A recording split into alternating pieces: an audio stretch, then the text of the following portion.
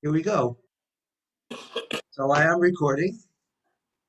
And hi and welcome, poets and poetry lovers, to the sixth Planet Poetry 28. I'm Mark Fishbein. Some of my friends at the Poetry Global Network are starting to call the act of using the share file on Zoom as doing a fishbein, which which is something I like very much, and so be it. I think we'll all agree this little difference on Zoom is not really so little. It opens up new ways to engage in the poem, the written craft, find your way back into the poem if you get a little distracted, and see how the writer reads or performs his or her work. So, as a poet, I love it, and I hope you'll feel the same. It has allowed me to appreciate most of your work so much more when you've done so. So we'll all mute for the meeting, for the reading, and I'll introduce the reader. And then after a few words, or not if you care to, start your share and read, and then we'll, for about 5 minutes or so, and then after the read, stop the share. We'll all please unmute and make some noise and discuss for a bit, but not with so many readers, just for a couple of minutes, of course. And then we all put our events into the screens and all the rest, and learn a little bit more about us into the chat. And the event is being recorded. And if you don't want to record it, I can just stop the recording for you. But I think it's fun to see yourself on the channel and all that. So I'll kind of begin to break the ice again. Let me make sure nobody's going to come in. Or actually, what I could do is to make you, Finn, can I make you the co-host in case then you see anybody wanting to enter? Okay, sure. Okay, I got somebody else come here. Okay. That will just take a second. Uh,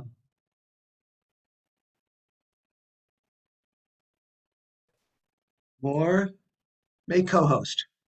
Okay, thank you. So I am Mark Fishbein, poet with guitar.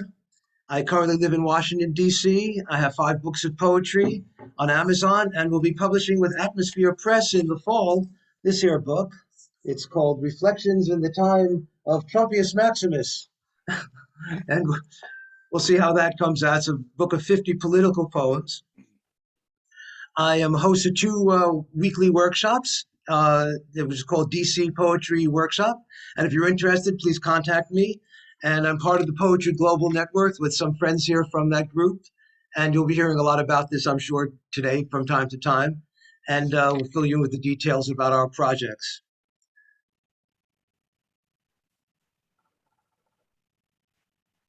So my first poem is called Self-Portrait. In the French cafe on Main Street, I pretend I'm in the Rivoli. I walk by the canal in a trance, seeing hippos chomping river plants. The moon rises.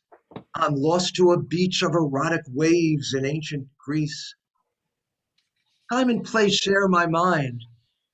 I'm out when in and in when outside. I say love like I know what it means, so filled with compassion for simple things. And I live in hope, endless dream, that this is the way it's supposed to be.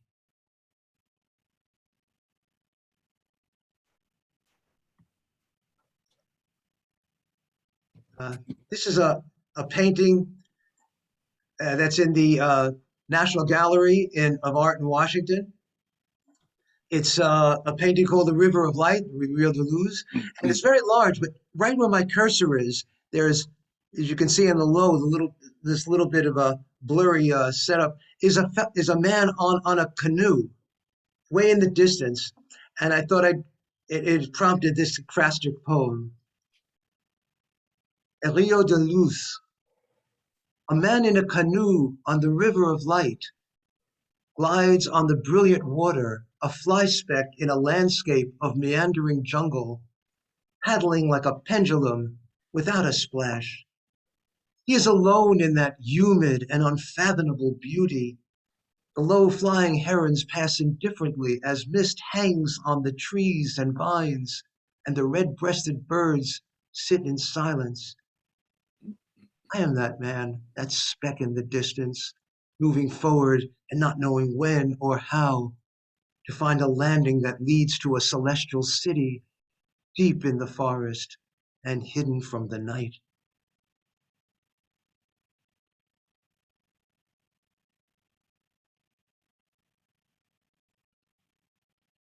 And I'll play a little guitar before I play this. This song was prompted by a little music I heard, a piece by Villa Lobos called the Little Train in the Amazon. It goes like this.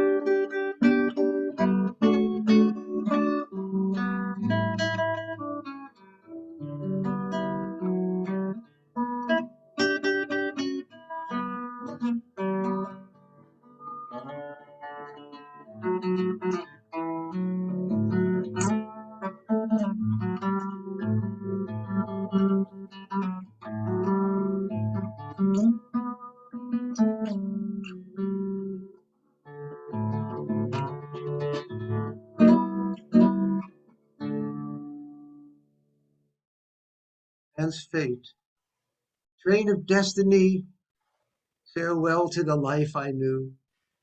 I'm but a passenger staring at the ruins, passing dim cities, burnt jungles, parched farms, like a millipede lost on the sand dunes of time.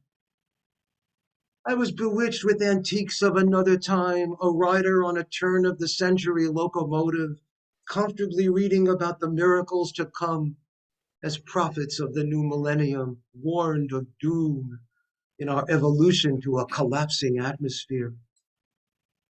We enjoyed such wonders as was never known, only to end in this state of climate change, climate siege, flood and melting glaciers, swelling anarchy.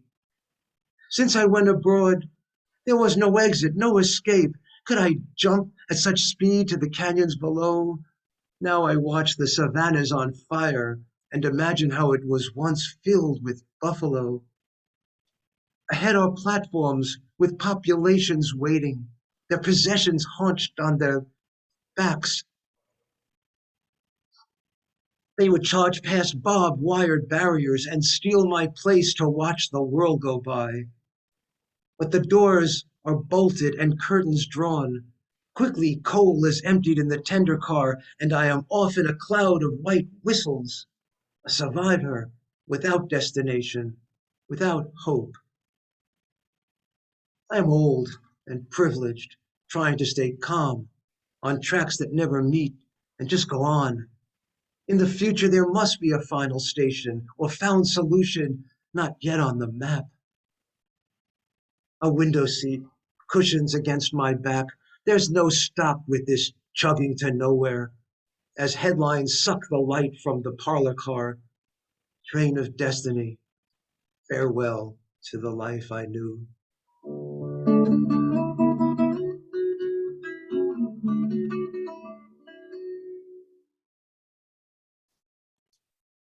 Thank you.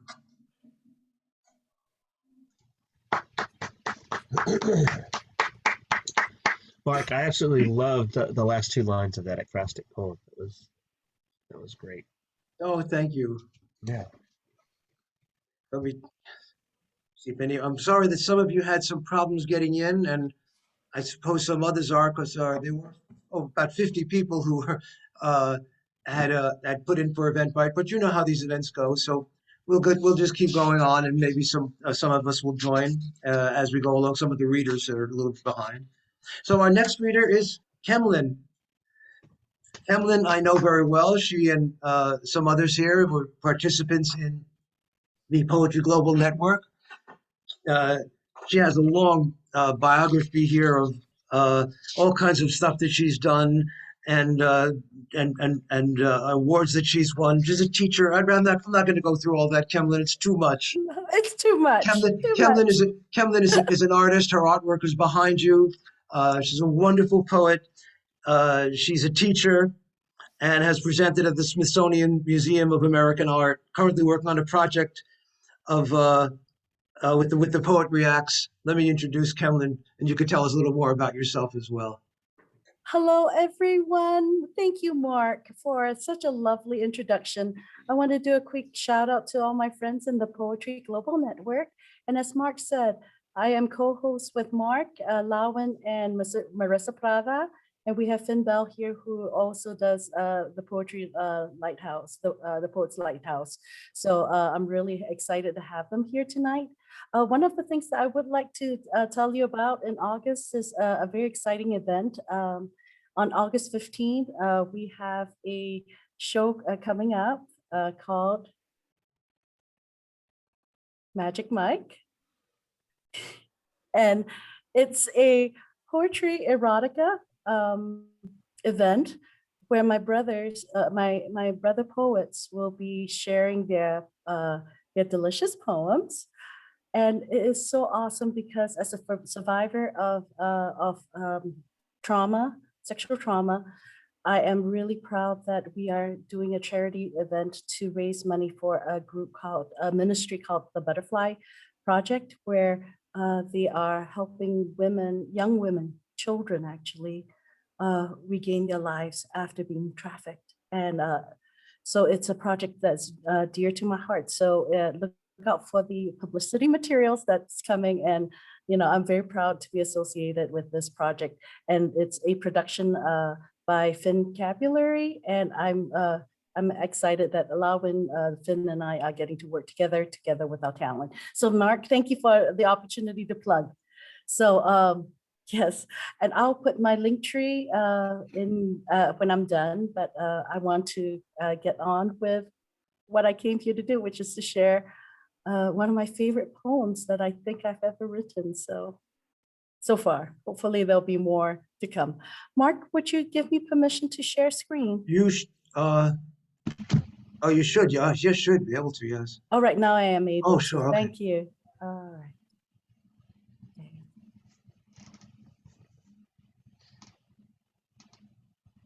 Kintsugi is the Japanese art of mending broken ceramics with lacquer and gold. What do you do with the broken pieces? Pretending everything was fine, pretty porcelain doll, flawless, untouchable on a shelf, broken before the first flush of a crush, child crushed by the lust of a lover, caregiver. Trauma is cancer devouring mind, body, soul, one cell at a time, a slow death. Pain numbed by faceless lovers, collecting trophies, collecting dust, never satisfied, ingesting poison, sip by sip. All that's left are broken pieces I continue to pulverize. How do you mend a broken life? Kintsugi, enchanted summer, my poets. Your honey brown rays broke through my clouds. Your words viscous crimson sap bleeds. You flow between my crevices, my abscission. Pull me into you, fill my longing emptiness. I rest with you between my pieces. You harden within. I cry, not in pain, a cheap iteration of the word love, but in gratitude. I am safe. I am secure. I desire you. You desire me. Desired, not discarded. You gently pour yourself, fusing the broken shards. You broke through my futile attempts to hide my flaws. You see me naked, unclothed, and you are not repulsed. I see myself naked, unhidden, and I am not repulsed. I face my scars tattooed over skin, limb, organ, heart. I trace them with your gold flecks shining between my brokenness. Piece by piece, I'm stitched. Restoration, reborn, perfectly imperfect. Wabi sabi, a masterpiece. How do you put yourself out there again? Least of these. When I was imprisoned, you came to me. I locked myself in. No one could touch me. I was hungry. You fed me. Starved for love I didn't even know was missing. I didn't know I was missing. I was naked. You clothed me. Stripped, flogged, raped, left limp, lifeless, dead. You wrapped my broken body with compassion. You covered my shame with blankets called love. You bound my wounds gently. You soothed me with lullabies. There is a balm in Gilead that heals the sin-sick soul. There is a balm in Gilead that makes the wounded whole.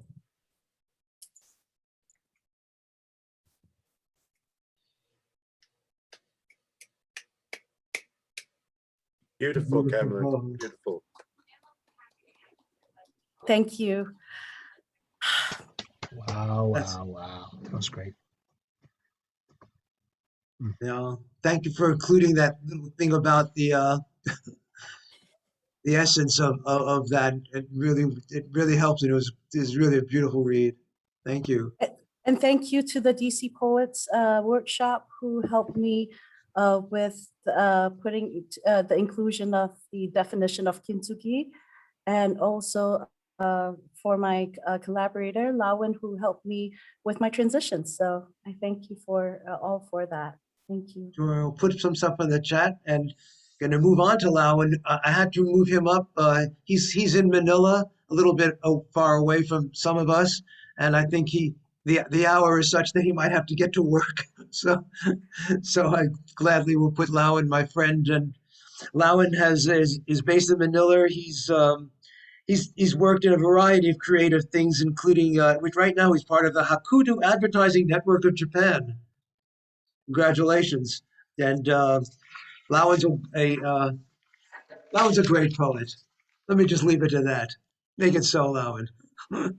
Okay. Thanks, Mark. Yeah, so you left me flat-footed with that one. But I honestly think we heard too little from Kamelyn. So let me remedy that right now.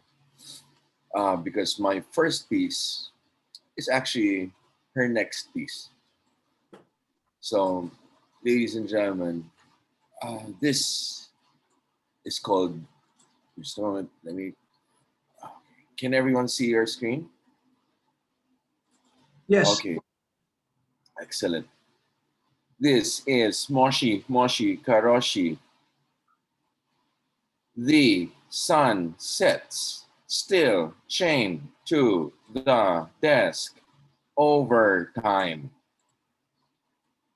Moonlighting, clickety-clack, screen glows, windows dark. Moon rises, my keyboard mistress won't let go. Let light breaks down behind cubicles, meet deadlines. Sun wakes up, blinking. Good morning, haven't slept. Après midi, monster coffee stim, time to zoom.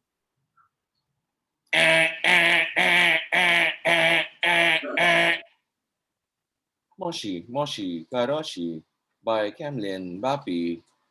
And Lawin Bulatao.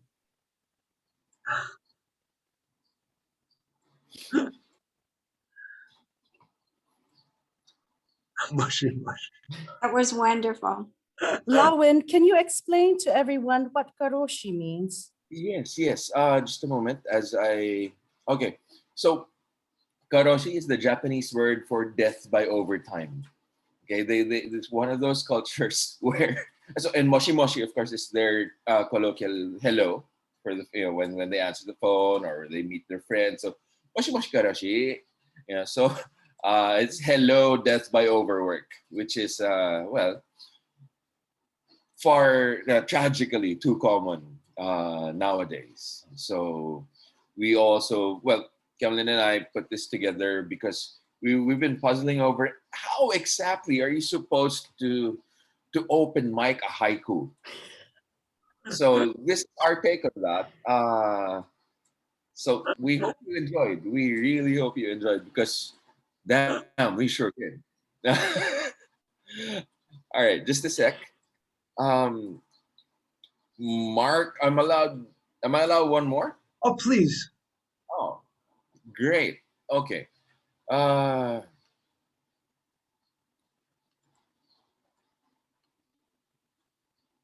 so wait, let me pull this down first, and then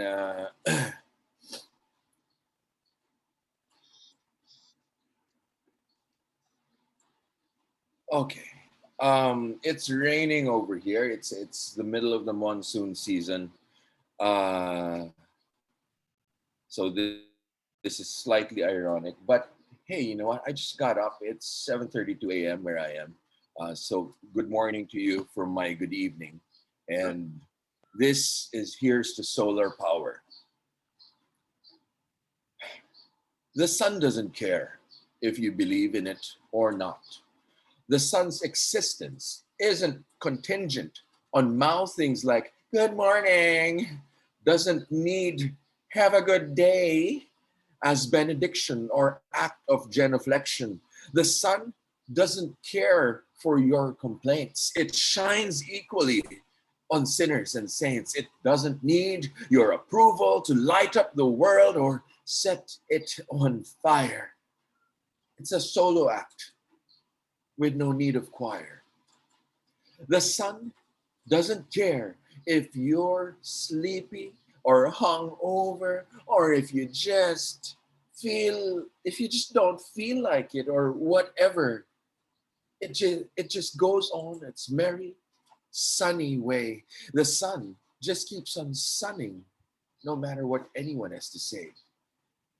The sun doesn't care who's friends with who, isn't obligated to pander to you, has no favor to curry with the crowd. It's just there, doing what it does, unbothered by clouds.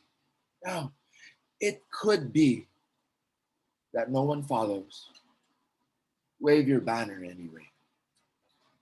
It could be that no one believes.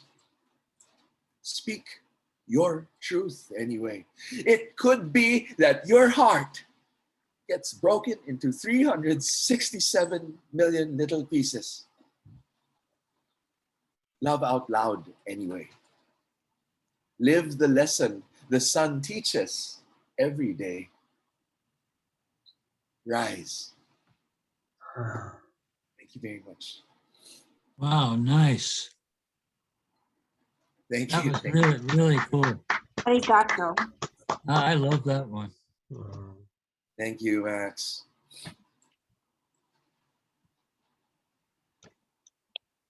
Thank you, Lau. And any last words? That was great. I love Oh, your reading voice. Thank you. Thank you. Well, thank you, of course. And Magic Mike is coming soon. That's August 15. No, it is not the time where any of you will see me topless. But hey, it might be your lucky night. I don't know.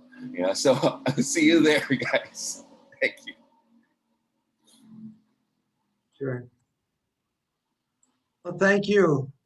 And put anything you need to it. Put that in the chat for us, okay? Will do. So we can all get it. Thanks for the read, Lowen. So I'm going to now introduce someone who's supposed to be here a little earlier. She couldn't make it earlier.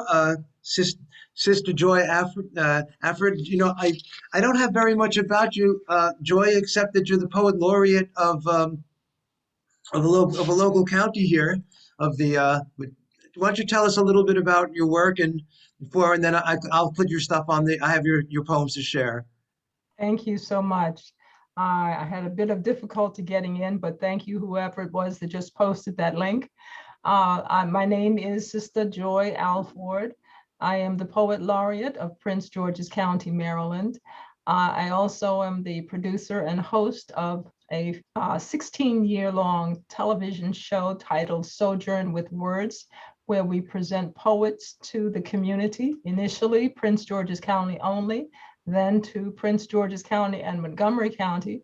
And now, because of the world of virtual, it's global. So we are excited to continue sharing poetry at its best. Additionally, I do, I'm the president of the poetry ministry of Ebenezer AME Church in Fort Washington, Maryland, one of the mega churches in Prince George's County. So I wear a couple of different hats. I'm also the founder of a group of poets called Collective Voices, and we've been together for over 25 years. So poetry is what I love, and I'm very happy to be here tonight to share some of my poetry. Thank you. And here, I'll put them on screen for you to read. Thank you. My first poem is titled Voice as Bridge. It's really part 2 of a set that I presented at the Italian Embassy, which had poets from numerous countries sharing poetry on the issue of voice. Sound, profane or profound, resonates, reverberates throughout our psyche, affecting us, connecting us to choices, influencing our voice, creating our own personal cosmos. Beyond sound, even beyond word, voice tells our story, uniting or dividing, freeing or confining. Which mode does your soul claim as home? Voice reveals our history, unveils our mystery, testifying through tone, precipitating from perception's cloud, erupting from vaults once shrouded in silence. This is where voice is born. Voice makes us not just hear, but see reality with our third eye, possibility come to life. It is the thread woven from thought, dream, faith, even scheme, exposing that first flicker of truth or deceit that comes when silence is broken. Voice is precious, not to be wasted, used trivially, nor hastily, for voice has no undoing. Sound is his sister, thought his master.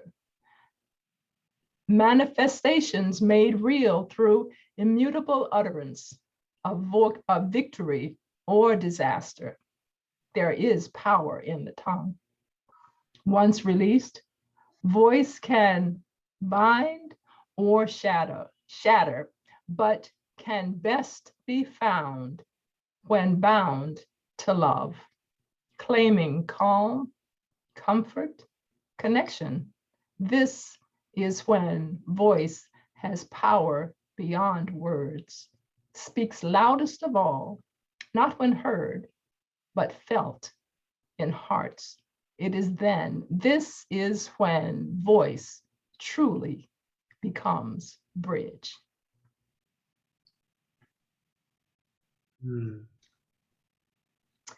And my second poem, also on the topic of bridges, is titled In Praise of Bridges. We honor bridges and thank God for them. They were created for times such as these when firm footing is key, allowing us to overcome obstacles, avoid difficulties and disappointments. Each was built and strengthened by ancestors or visionaries who predicted or knew of our need. We must continue to build breathtaking, awe-inspiring bridges that lure and strengthen both builder and traveler.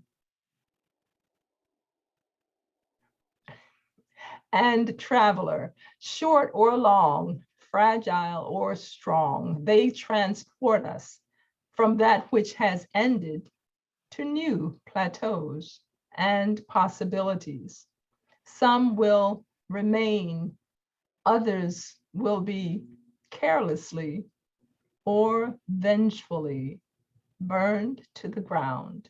Mm. Just as bridges lift and guide us, enabling both anxious and weary travelers to avoid stumbling blocks, navigate each brick, stone, or plank, while deciphering insightful signals.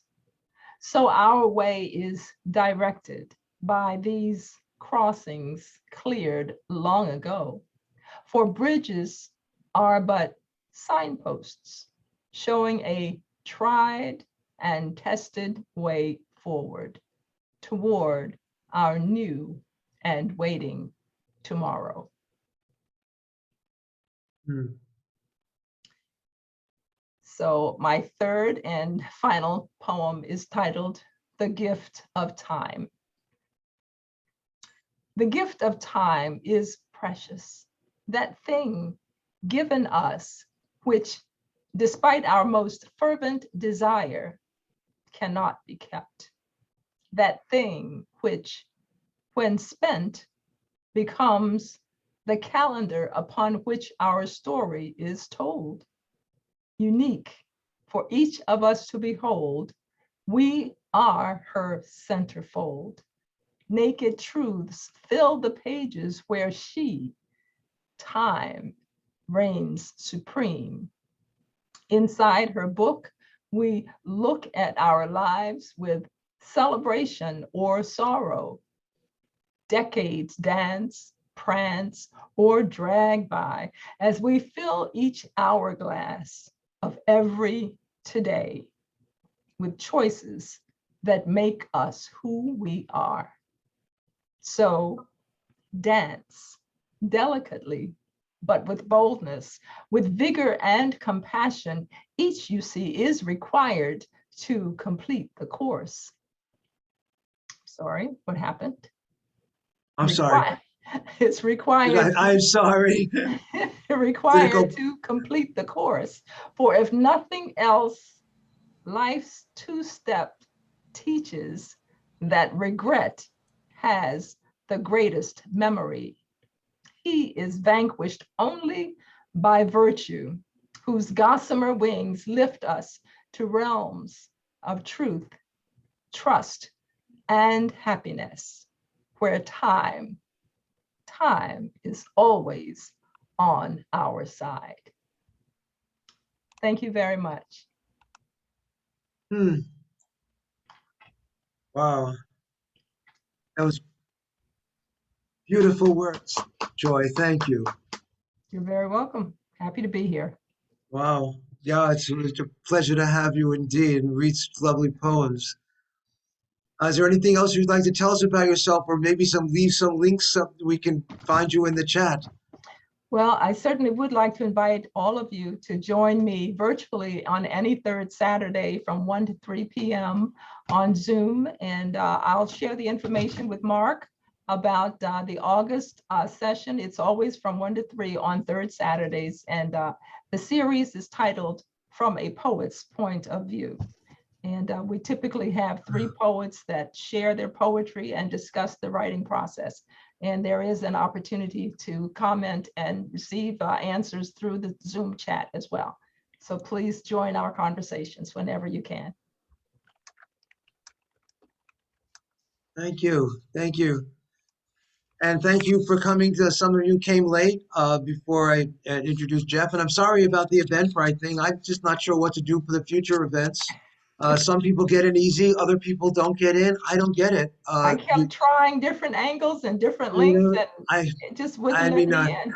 Yeah, I know when I go to Eventbrite, if you ever tried to set one up, it hooks you up with your Zoom account, and then it's theoretically easy from there. But some people just don't. So from now on, I may either go just directly with Zoom and forget about Eventbrite, yeah. or and all that, and try to make it easier for everybody, because I know I lost a bunch of people who might have tried to come. So I apologize, but a little bit out of my control. I Anyway, understand. Well, it's thank you good to very see much. friends. It's good to see some friendly faces that I do know on Sure. here, and it's certainly my pleasure to meet the others that I hope will be in touch. And I'm going to put my email in the Zoom in the chat as well.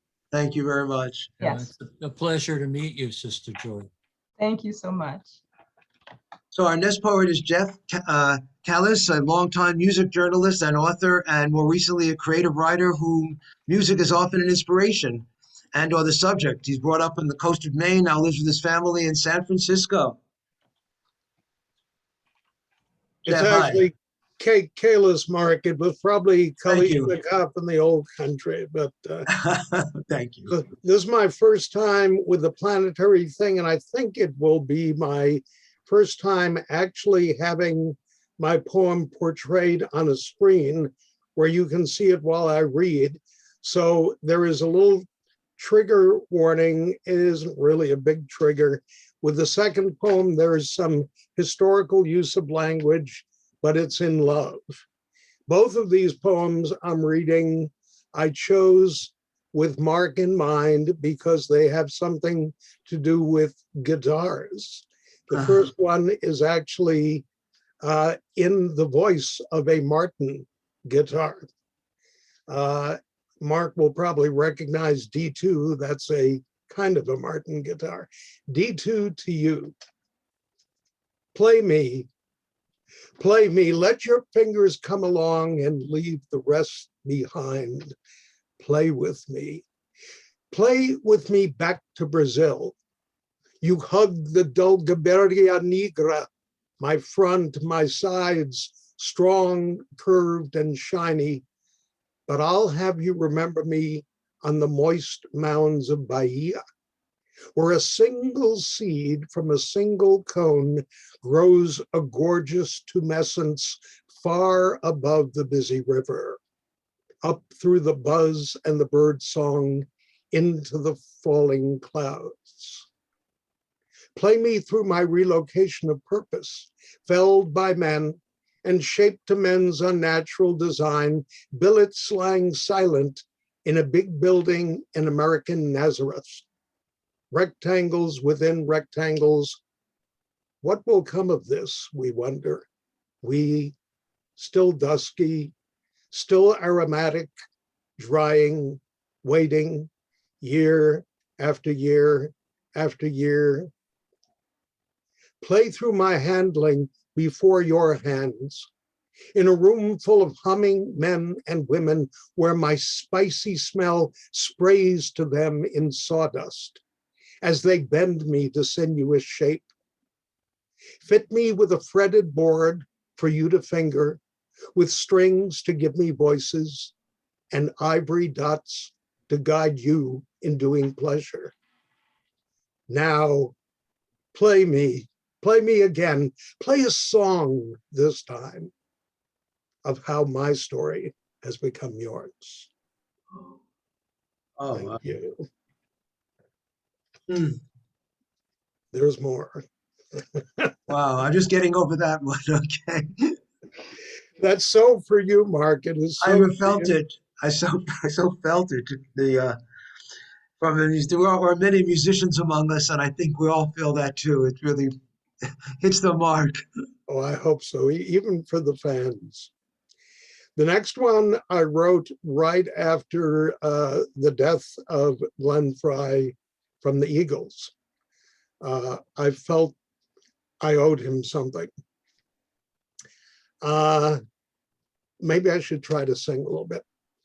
Well, I'm standing on a corner in Winslow, Arizona, such a fine sight to see.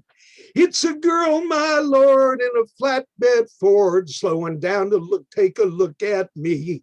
Come on, baby, don't say maybe. I gotta know if your sweet love is gonna save me. It's a girl, my lord, in a flatbed Ford, slowing down, angel tits, slowing down to pick up Glenn Fry, that guy from the Eagles taking the early ride, the early flight south to death. Swing low, sweet flatbed Ford, early to death and early to rise, makes a man a legend, not always wise, makes a man gone, makes me feed the jukebox over forever nightcaps, forever. Next morning, makes me wake up to versify too early. Slowing down forever to take a look at me, young and firm and friendly, to take a look at her, take a look at Linda, Winslowing south along 17 and 10 to Tucson, to take a look at Linda Ronstadt, young and ripe and hanging on a gear shift. Then hitching a ride on Linda's flatbed wooden stage way out west to the Whiskey A Go-Go on the Sunset Strip, full of LA girls and halter tops, full of kinds of fun, legals and illegals for guys becoming eagles, full of guitars to grab, drums to pound, keyboards to twiddle, full of the glad sounds of being sung through Linda's succulent girl mouth, her chocolate eyes showing what we can do and should do to try and pull the reins in. Ride 'em, cowgirl in tight jeans. After the set, we unplugged, went out back, and got older. We got sold, we bought, we broke up bands and marriages. We lost our hearing, or was it just the good music we lost? And here we are with Glenn, faded further than our jeans, on our last aching legs, long hair grayed and thinned, wheezing in the dust of Winslow, Arizona. Interstate 40 is the new Route 66. Glenn was 67, he wasn't new. But what a fine sight to see. A final sight, a girl, my lord, with angelic hordes slowing down to get old Glenn, dust him off, and carry him to where the songs are free and forever. She ain't singing, that girl, but she sure looks like Linda. When will she be back for the rest of us? Thank you all so much. That was so much fun. Great line. So many great lines in here. I don't know where to, just couldn't keep up with how some of your images and your use of sound is very, very strong, man. It's really good work. That's beautiful poetry. And I felt that. Saudades. I felt that. Is there anything you'd like to add or put in the chat, Jeff? Well, in my waking life, I am a music journalist, and I will, I guess, put in the chat the website of a music website I often write for out here. And there's actually all kinds of music in it. It got started as classical music, but there's jazz and whatever else I can convince the editor to put in there. I would love to have you all check that out. Okay. Happy to be here, folks. Thank you. We're happy to have you. Thank you. Lita, hi, are you there? You were just at your chair. Hi, Alita. I'm going to introduce you next. Thank you. Lita, I saw at an open mic somewhere. Lita is living in Pueblo, Mexico. She's a musician, a teacher there. And all I know is she read one or two poems in which she read in English and in Spanish. And I immediately try to get in touch with her. You have to come to, we have to meet, because her language is so strong. Her images was so amazing, and her translation of her work and the way she presented it just blew me out. So I'm happy to present Lita Wing for the first time and introduce you all. Thank you, Mark, and hello, everyone. And I'm honored to be here. And this is kind of like an experiment for me because I love the stuff I write is in Spanish. So I'm trying to translate, and that's like creating new poems too. So I'm so very glad. And okay, sharing my screen. Can you see it? Yes. Oops. I don't really know how to do this. Oh, here. Okay. El tiempo no existe. El tiempo no existe. Time does not exist. Time does not exist. Solo soy yo. It's just me. Dando vueltas y vueltas. Banging around. En la sala de tu casa. At your house living room. Vueltas y vueltas, round and round, como un reloj que repite, like a repeating clock, like a clock repeating. Time does not exist. Time does not exist. El tiempo no existe. El tiempo no existe. I find myself recording the cyber cricket's frequency, the orchestra of insects that conspires, the birds communicating in their mesmerizing code. I record them in the anachronistic blog. I record them in the books of non-existent poetry. Now I don't have a body. My stomach is a spiral in space. My liquid brain is upside down, and the suckers on my tentacles have distended. I hold on to nothing, remove myself from everything. Then I land. The voices, all these voices intertwined inside my seashell head. Estufas, lavadoras, refrigeradores, latas, fierro viejo. It is Sunday, sunny day. Grandmothers and aunts cook, wash, give advice. They put on the radio.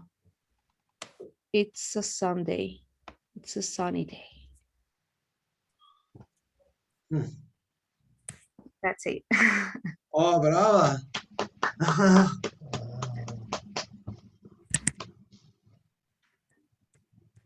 Oh, next time bring more. That was very lovely. Thanks. I'll try. And I'm doing my translations. they're wonderful. You've got a very nice vocabulary, believe me. And your syntax is right on. Sorry, Elizabeth. Lita, you're in Puebla? Yes, I am.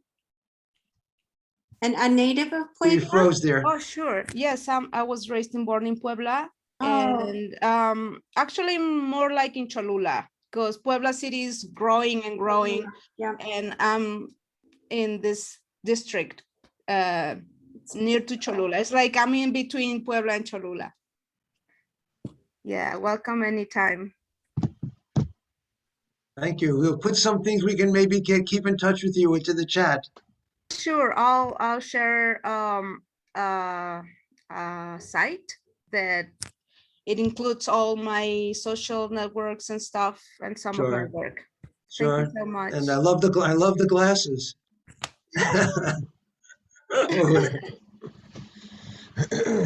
All right, thank you. So moving on to Lantern Carrier. Lantern, you're somewhere in north of England? West of England, yeah. Tell us a little about yourself. I know I've seen you a couple of times at Unmesh's at some of our open mics, and I've always been impressed with your work. So thank you so much for joining us. I just don't have much information about you. So tell us a little about yourself. Well, I sent the little bio to your friend, but the other lady who also sent out a link. But There's not too much about me. We all have a favorite subject at school, and it so happened that English literature and grammar is mine. And I've been writing since I was 4 years old. I've been on the poetry scene for some 17 years. I've done many live shows nationally and internationally. I've been at the famous New Yorican Cafe in Manhattan. My favorite genre, once I entered the meditative life, is metaphysical and esoteric, but I do performance pieces and enter slams, and occasionally win one or two. That's about me. I'm a writer. I'm an author in my own right. And I've got a book called My Guru Sri Chinmoy, Life and Teachings. I have a guru, a spiritual teacher, and I have a book, nearly 300 pages, about his life and teachings. I have poetry books, one called Blossoms of the Heart, another one called 40 Roses for My Lord Supreme. I should stop at that, really. My difficulty, as part of my bio, would be a challenge to share that screen, but let's see what happens. Tell me when you're ready. Sure, go ahead.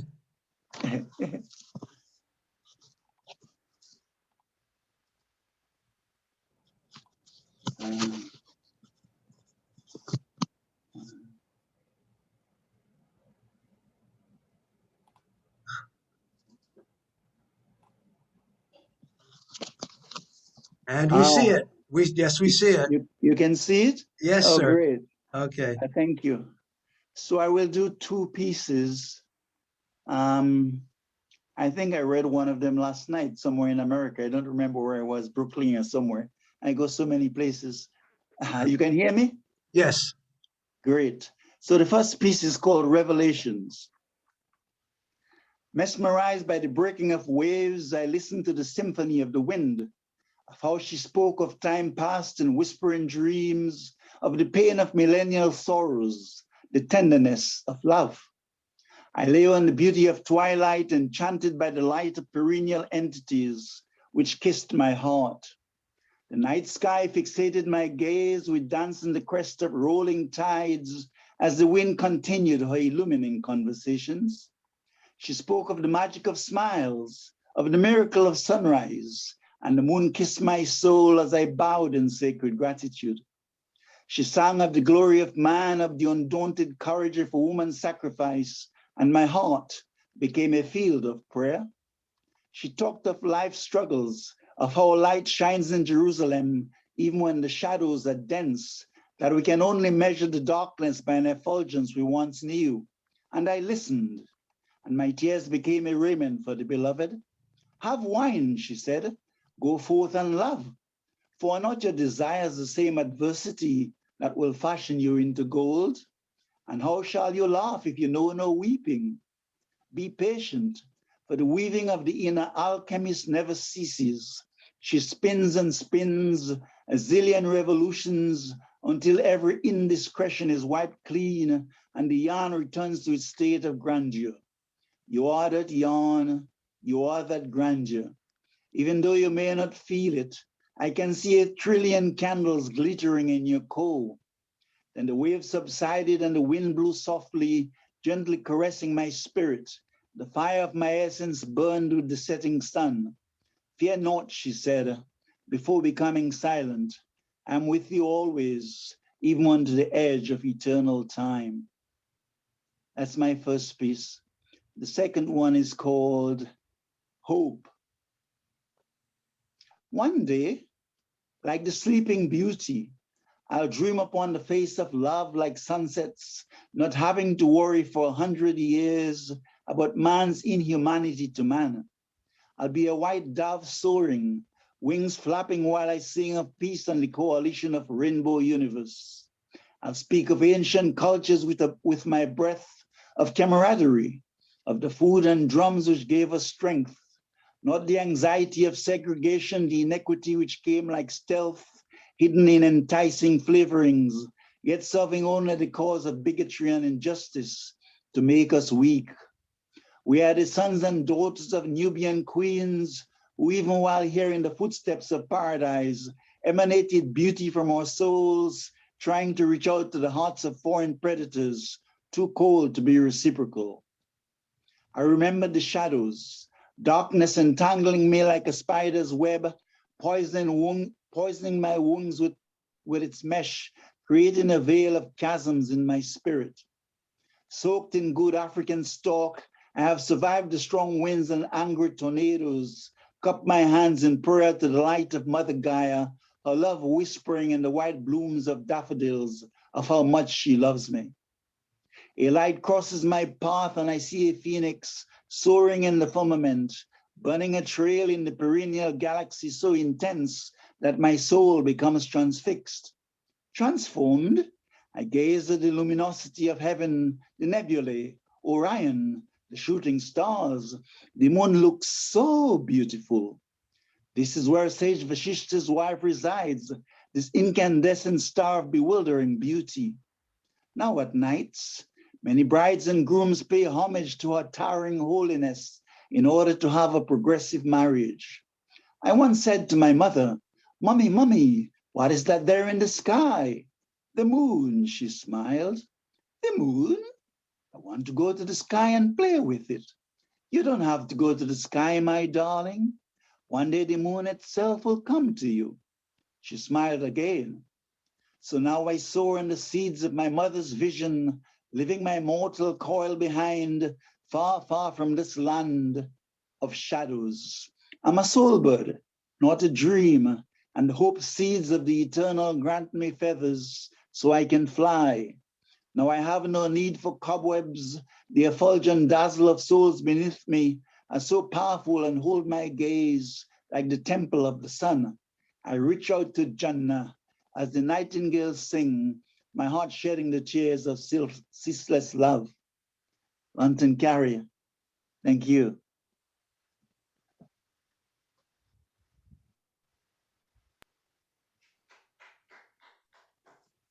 Very moving. Lovely. Beautiful work. Yeah, lovely. I especially loved your first one. Really lovely. Thank you, thank you. Now I need to come out of the, oh yeah, let me try that. I got you. I got All you. right. It's all right. Yeah. Thank you. Sure. No problem. Thank you, thank you. Thank you. I just really just moved along with that thing. It's just so nice to tell the whole family story. It was just really, really lovely. Thank you, Lantern. So Thank you. we'll all follow you around. You seem like a busy guy. And Yes, yes, I'm always doing stuff. It's the last Okay. 2 years, I've been doing Zoom sometimes 6 times a day. Oh my gosh. I've slowed down now. Save some time to write. Yeah, well, I'm always writing. The gift has never left me. Never know. Inshallah. Thank you. Peace. I have 1,500 poems. They add up after the years. Well, then, thank you. I'm going to move on to Max, and then Marissa, and then Jeremy. Max is out of Annapolis, a great poet and a musician also. And Max doesn't play up what a great musician he is enough. The 5 CDs he sent me in blues and American folkloric stuff, as well as more of just things that he invents, and his poetry as well. He has a couple of books out, and he's been around the scene for quite a while. He has let me hear he has a cousin named Phil Oakes that we all remember and know, and that his book is called his music is found on The Poet and the Poem is where you can find some of his music. Max, Thank you. Okay. Can I make this? Can you see and hear me? Yes, both, but you're very large, which is fine with me.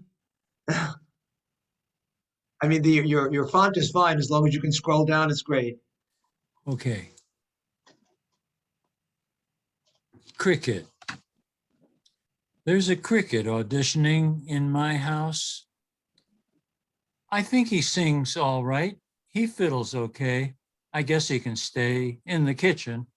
But they say crickets eat your clothes. They probably do, I suppose.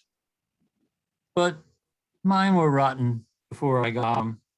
I'm happy to share a few bites with the cricket that he might survive the night since he sings all right.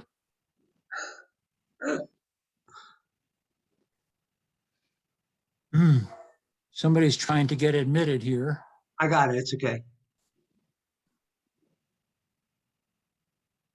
All right, this is Wise Child. Most of us, I think, aren't doing our best. We don't share goods. We do not trust. But one 8-year-old girl must have when she wrote this poem with the refrain, let the parents of your friend like your parents and your parents like the parents of your friend. Printed for all to see in the charter school's annual book of second graders' poems, pencil in her fingers of Palestinian parentage in angelic San Francisco class, youth and clarity of her truth. Who cares if she does or doesn't rhyme? Her words mean to set the world aright. Let the parents of your friend like your parents, and your parents like the parents of your friend. Let other pencils write as well to the heart of it. Our unfair land languishes for this girl's banquet. Let earth be shared, hate clean from the slate. Listen to her, learn as in school. Learn as from a great soul like Mahatma Gandhi, who said, to hungry people, the only form in which God dare appear is food. Learn from her as from the Reverend Dr. King, who just knew that anger is a species of fear. A thing to fuel the army of ahimsa. Some of us remain angry. Much work waits to be done. As we swim separately in schools, you know what I'm talking about? Gated pools, heedless of trouble and selfish injustice. Every one of us is hungry, fighting with a fierce frown. Conservative flag flying, red-faced alma mater fear strives to keep us down. Countrymen, can we harbor her vision in our own hard bosoms? When may we say, let parents of our friend like our parents, and let our parents like the parents of our friend?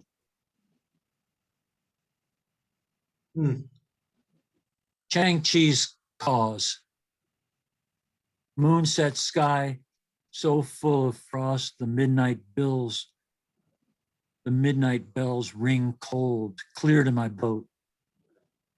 Crows caw by the old city's mountain temple, facing the fishing lamps of river oaks. A visitor rocks himself to fitful sleep. Thank you.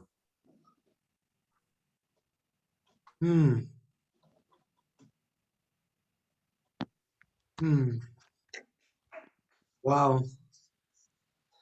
Love there's so many voices we all have, and there's so many of us which have such control and craft. That's just great. That was wonderful, Max. I feel like we're all the same poet writing the same poet, and we all have the same message, and we're all just trying to make this world a fairer, gentle place, a beautiful, and just everybody see the beauty, and we all know that how beautiful it can be. Yeah, it's true. Well, thank you, Max. And you can leave any information if you'd like us to have in your on the chat, and I'm sure people would like to know a lot more about you. Thank you. And so moving on to Marissa Pratt.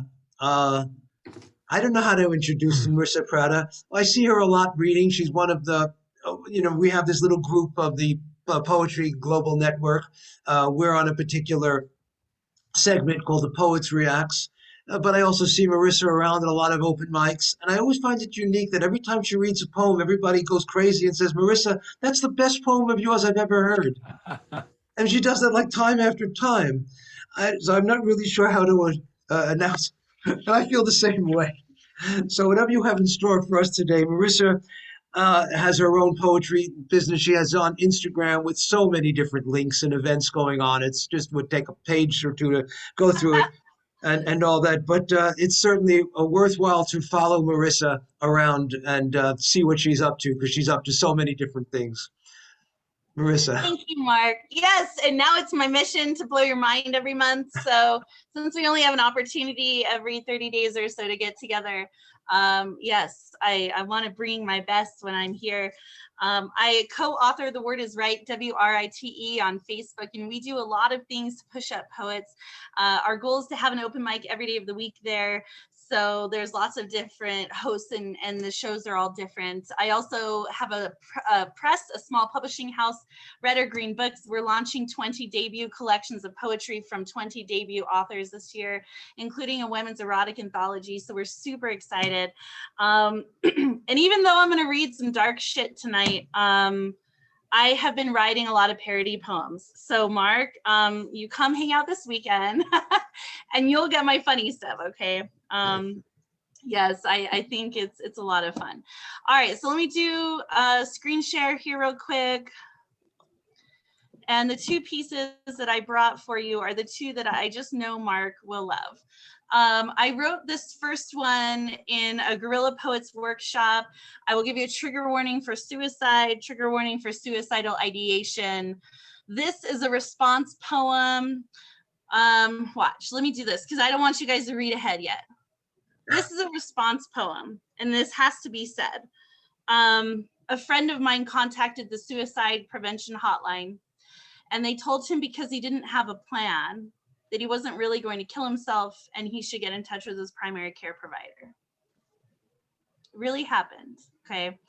And so this is my response poem that I wrote. The second poem, I'll give you a trigger warning for domestic violence. And the second poem is a true story of mine. All right, here we go. It's titled Brambles and Bedtime Stories. Sometimes the plan for your death does not appear until just before the last breath. Sometimes you simply don't have a plan because the plan is just to make it to tomorrow, right? Talk yourself out of action and into bed. Tell yourself this is temporary until you drink the entire bottle and the tile floor feels cool beneath your skin. Sometimes you don't have a plan because the plan is just to make it to tomorrow until you don't make it to tomorrow. The plan is not important. Don't tell me my lack of plans means I'm a bad planner. I am organized. I live my life by lists. 1, razor blade 2, car accident 3, hang by my neck 4, overdose on pills 5, stab my throat 6, jump from the bridge. I could go on and on. So don't tell me my lack of plans. In this current moment, as I'm talking to a mental health specialist who's supposed to help me, means I'm not really going to kill myself. Have they ever ventured to the spaces of time within a blink? Between light and dark, between sight and blind? Do they not know how to recognize this sign? Sign me up for failure, for my list keeps growing. Have they ever stopped to smell the death within the spaces of time and a breath? Between oxygen and carbon dioxide, between life's stop and starting line, Do they not know how to recognize this sign? Knowing I am going to see tomorrow is still some distant bedtime story I've told myself. My entire life, from brainwashed old wives' tales like mental health is contagious. There's something fundamentally wrong with me. I am unhuman. I am unlovable. And everyone thinks it can't happen to them, not to their loved one, not to their spouse or friend or parent or partner. And yet my list keeps growing like sharp, spiny brambles overgrowing from my childhood that cut my flesh. Sometimes the plan for your death does not appear until just before the last breath. Even still, I do not plan to die today. Thank you. That's the first one. Oh. Oh. Okay. The second poem is, like I said, trigger warning for domestic violence, and it is my story. It's titled Canary. I wrote this in a Guerrilla Poets workshop. I write a lot of stuff in their workshops. I'll make it a little bit bigger here for you. The ceremony of abuse I became accustomed to was like prairie grouse dancing feathers, choking out a yolk from their necks, fingers splayed like black eyes on battered wives. The influence of abuse I became accustomed to was a sabbatical of sanity, equivalent to experiencing homelessness, only there was a roof over my head. I had no money. I had no home. I had no family, only my newborn baby. Time seemed to be wadded up and thrown away, like my self-esteem, like my self-image, like my self-love, like anything that used to resemble Marissa before the influence of all the wrong things, before the night terrors came for me to make right whatever I must have done wrong. It was all my fault. It was always my fault. Bars on windows, bars on doors, bars pressed to my skin so I wouldn't move, couldn't move. Not smart enough to realize I was dying in an abandoned coal mine. Nothing was mine. It was winter. He threw us out middle of the night. It was snowing. I walked to the neighbor. Icicle tears, hungry again. I scratched together dollar bills in a baby book. Fucked a nice man I met so we could share his apartment. Anything to get away. Still exploited, always exploited. Paid to play, paid to live, paid to make it to the next day. Paying from between the legs that lay the golden egg from a broken vagina that was at least right twice a day. He left. I worked 3 jobs to pay that rent while my daughter lived at daycare. Bars on the windows were now dollar signs. I was behind, always behind. Bills, bills, bills, but never the bills I needed to buy wings, to buy sleep, to buy tomorrow. Behind on rent, behind on daycare, behind every time because I was not smart enough to realize I was dying in an abandoned coal mine. Then I found a pen one day, broke off my arm and remembered how to scribble. I found poets, so many poets willing to be dirty with me. willing to hold my hand as I healed the parts of me I always thought were unlovable, unworthy, ugly, useless. And somewhere beneath my skin walked the undead. Poets woke the dreamer. Poets encouraged the believer. Poets dared the doer in me. They told me I didn't have to do it alone anymore. They told me I was enough. They told me I was brave. They told me they loved me. They hold my hand and hold the space to embrace the trauma, not erase the past. Together we squeeze through brazen bars of regret from a cage not built to retain us. We found our own freedoms. I fly in the flock of dreamers now, with warm sunshine on my face, to face every single day better than the last, willing to teach all who come next, spelling error, that they are enough, that they are brave, that they are loved. I will teach them how to fly, because together we all rise. Thank you.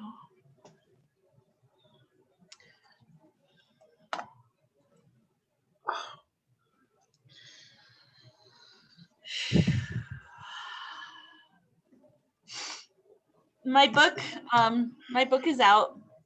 My book is titled Conversations with Grief. Those pieces are not in this book because those two pieces are brand new. But the book is the 1 year I wrote after my friend chose to end her own life. And this is a beautiful rendition. This is a painting of her face that my friend Shane Maynor at Guerrilla Poets did this painting of my friend. And the 10 poets that we're publishing this year, the 2 collections of 10 each, all of the proceeds are going back into publishing more poets. So if you want to support a small press, come and buy our books, please. All of the proceeds from this launch are just going right back in the press. So I appreciate all of you so much. Thank you so much. Well, that was just totally arresting. I'm sure all of us. I'm sure Peggy Heller, who's a friend of mine, a mentor of mine, and one of the major personalities in the world of literary bibliotherapy, has written many books on it, and probably the classic textbook for bibliotherapy. I'm sure you saw that you were putting some things in the chat, Peggy. I mean, that was just amazing, wasn't it? I mean, really, what can I say, I mean, I'll hook you up hi Peggy. I'll hook you up with Marissa also. I'm sure you might want to look at some of her work to share. Thank you, Mark, for the platform. Thank you, everyone. Oh no, thank you all. Thank you for sharing that. That was wrenching but beautiful, Marissa. Thank you very much. Well, Jeremy Cantor, I'm sure we'll all have different. That's a hard act to follow, but Jeremy, I know you're up to the task. Jeremy is the debut poet to hear. His collection, Wisteria from Seed, was forwarded by the Boston Globe critic Michael Manning, was published in 2015 by Kelsey Books. His work's been performed on Boston Conservatory, set to music by composer Robert Gross, as well as San Francisco and Tuscan. He's currently working on a second volume of poetry. He began writing to retire in a career in laboratory chemistry. And the only thing I don't have from you here, Jeremy, is where are you living right now? I am 35 miles northeast of San Francisco. Oh, indeed. Okay. Benicia. Well, let me introduce then Jeremy Cantor. It's the work I've heard, and I'm sure you'll all love it. Thank you. See if I can get it onto the screen.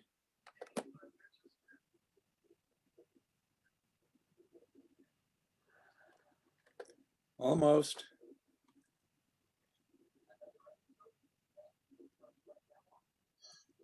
This is one of my five. You probably haven't hit the share yet, Jeremy. Excuse me? You probably haven't hit the share yet. We still have you on, on screen. You just have to hit that share button. There you go. Okay, this is one of my hospital waiting room poems. The Arrow of Time. As soon as her mother began to follow the nurse out of the waiting room toward the doctor's office, the almost 2-year-old girl, to be known herein as Twin One, began to wail, punctuating her virtuoso solo with the occasional perfectly timed and perfectly tuned ear-splitting shriek. While Twin Two calmly played with the blocks, their father had a brief success with Twin One when he offered her a sip of water. A man in his 80s smiled and said, "Just wait until they're 15. I know, I raised 5 daughters." Another old man came back out into the waiting room. As his wife helped him put his sweater on, he said, "I won the battle, but I lost the war." The twins' father and grandmother decided to take them for a stroll. Twin One resumed her crying. As soon as Twin Two realized she was being buckled into her stroller, she started crying too. A nearby woman who was looking at her phone set it down on her lap and stuck her fingers in her ears. I closed my eyes and fell briefly asleep despite the noise, having raised 2 boys.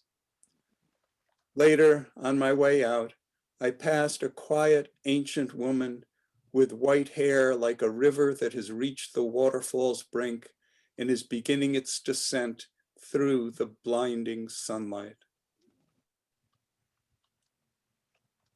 Hmm. Hmm. Thank you. Would you care to share another, or that's all you prefer to share today? I have another. Is it showing? No, we got you. You came back to the gallery view. Let's see. There you go. Okay. Thank you. If you can't make any sense out of this one, feel free to PM me and I'll email you about it if you like. This was from a rather dark time in terms of the in sickness or in health part of the marriage vows, but I'm glad to say it has improved since then, but this was then.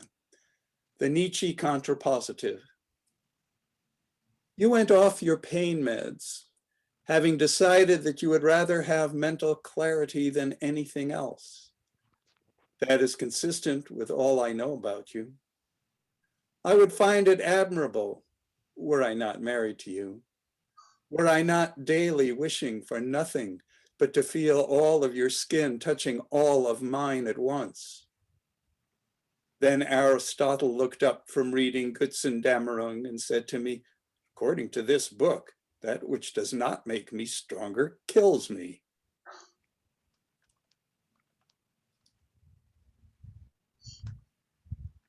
Thank you. I will ask you about that, but I'll send you some emails. Okay. Thank you. That was very moving also. Good read, Jeremy. Thank you so much.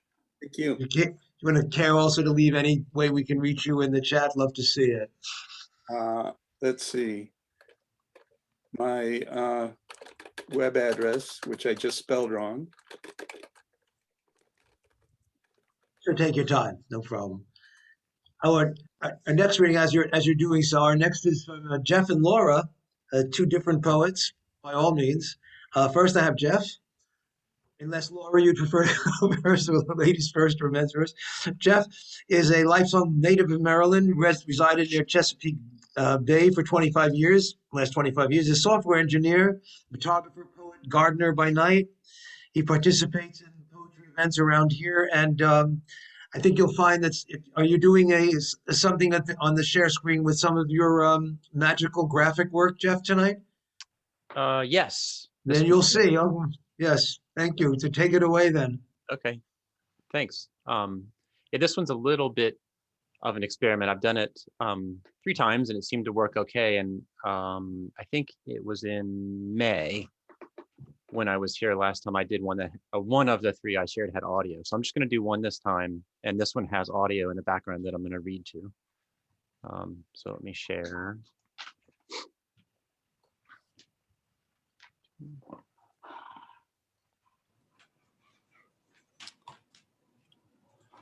All right.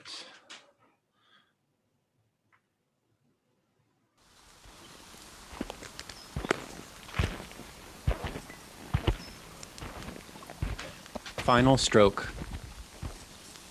Off trail in a thicket of green where the stick tights adhere to my socks and cockleburs hitchhike unseen, I paused on my wandering walk.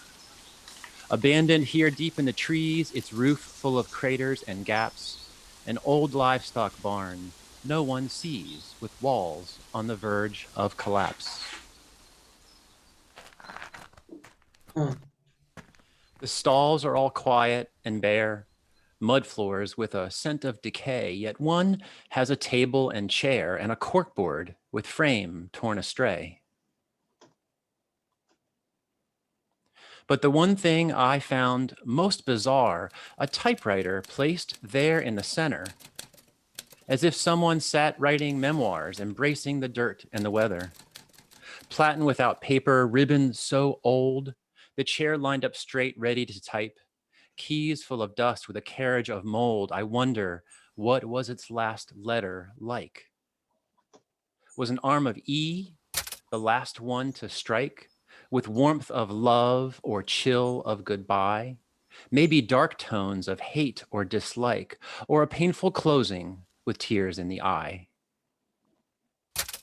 Perhaps it was N in unknown, or resigned disappointment of T. Maybe the chill of an L to the bone, or the sly, silent S of Chablis. I've since made my way home from the wild, but the mystery continues to flourish. I've thought of it often and smiled, that secretive home in the forest. I like to think its last strike of a key, carried by breeze and the song of the lark, was neither an R nor an I nor a B, but a lingering, brave question mark.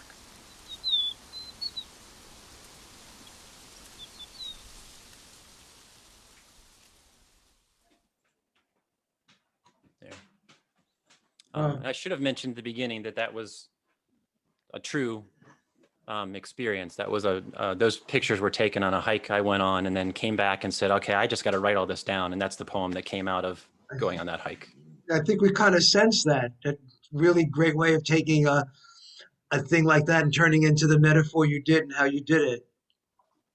Thanks. Really came across very well. Thank you. I don't know how, I think most of us remember those old typewriters. I think I'm looking at most of our faces. I think most of us can remember some of those. Very well done. Thank you, Jeff. Thank you. And Laura. And I Hi. see you have a wonderful dog there too. It popped up once or twice. That he chose to perform just as Jeff was trying to perform. Go figure. Yep. Laura Stewart-Webb lives in Southern Maryland. The dog is a giant wolfhound, an Irish wolfhound named Finton. She's active in her community through behavioral health organizations as a poet and as a volunteer workshop leader and mediator. Laura. Thank you. Oh, well, that wasn't us. A little background noise to entertain. So we're going to share screen. So what you're seeing here is a painting called Point Lookout, Chesapeake Bayside by Nicole Stewart. And it's actually part of a art exhibit that was connected with the Smithsonian Waterways series of exhibits that tied in ecological, historical, and artistic responses and information to how the waterways of the Maryland area affect us all. So this is actually a response to this painting. It's called The Water.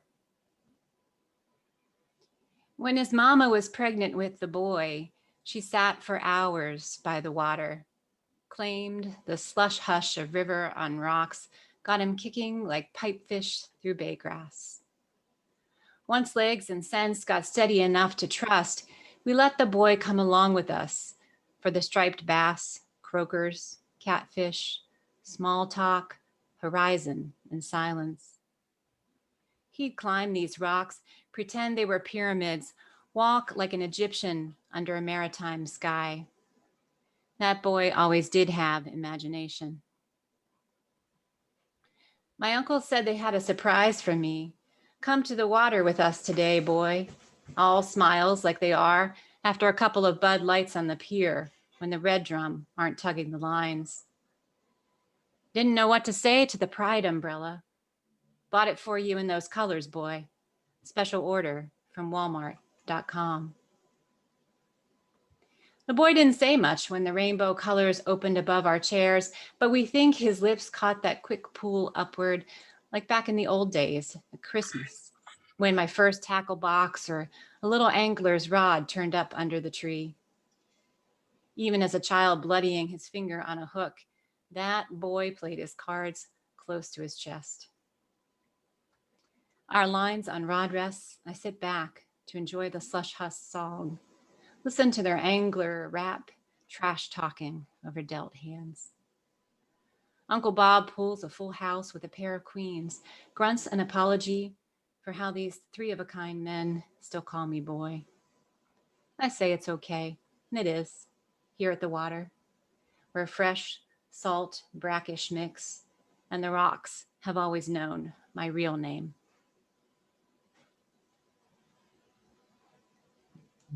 That's it for me. Thanks. That was so different from some of the other works I've heard, Laura. It's such a different. It's wonderful to hear so many different aspects of your work. That was lovely. Masterful, masterful. Thanks, Mac. Thank you. You can put anything you'd like, of course, in the chat, and thank you for sharing that. So my next person introduces Finn, Finn Bell. For those of us that are Zoom poets that hang out in the Zoom poetry world, Finn Bell is one of the most influential people I know. I mean, she's influenced me and so many of us here. She got into this business a little bit earlier than us, and she's got a huge following and runs several different events every week, from open mics to workshops and a variety of other things. And she does podcasts she's part of the Poetry Global Network on the Poets Lighthouse. And I think you'll all enjoy the wonderful, sweet, soothing voice and passionate voice of Trisha Finn Bell. Thanks so much, Mark. Good afternoon, everyone, or rather, good evening. Let me see if I could correctly do this. Woohoo, I think this is it. There you go. Okay, so this first poem, can you all hear me? Yes. Is perhaps a little foray into a hush-hush kind of love called Keeping Our Counsel. Allay your fears, my love, and look only at me. Look into these eyes, these eyes, these eyes that see all of you and know you. Look only at me, do not let your gaze waver. In my unfailing regard, steady the rhythm of your erratic heart. How we understand one another inside our famished intimacy, how we fall into the crevice, innate fluency of our own language. It is in this space that only our tongues intuit, what our mind will only impart in half-truths. We converse in a pitch of longing and then completion, to which only our fine ears are privy.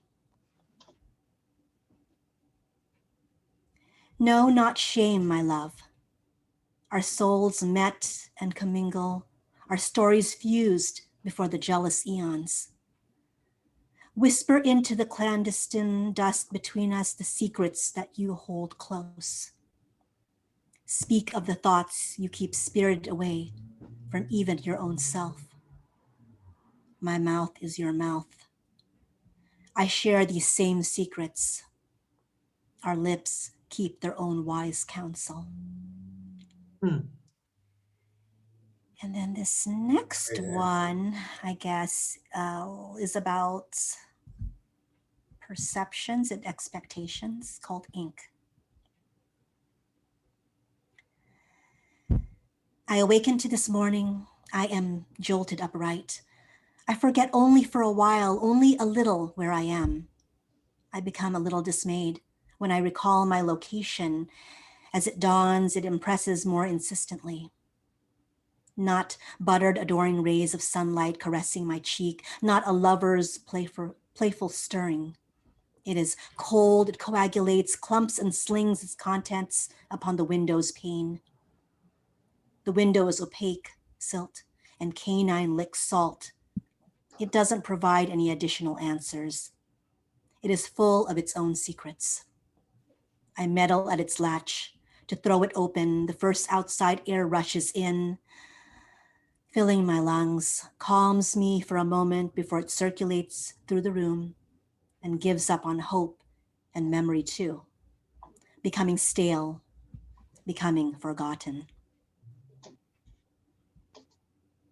I have black hair. It never winds around the way I need it to. When I want it to reach out with its gently curving ends and touch people across scarred tabletops and through overly bright laptop screens, getting a sense of them. I want each strand of my hair to plug into each of their minds and creep a replicating vine into their soul, as if behind their ear and nestled in a concave of their chest was a hidden outlet for me to nestle myself into if I felt around patiently enough for it.